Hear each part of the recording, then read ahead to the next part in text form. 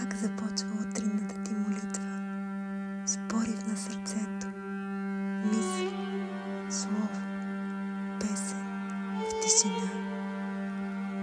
Неизменното в тебе както косне, на какъв език, с какви слова.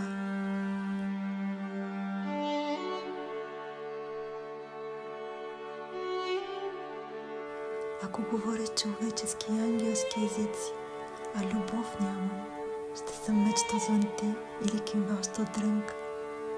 И ако имам пророчество и знам всичките тайни и всяко знание, и ако имам всичката вяра, защото и гори да премествам, а любов няма, нищо не съм. И ако раздам всичкия си имот за прехрана на сиромасите, и ако предам тялото си на изгорение, а любов няма, нищо не се ползува.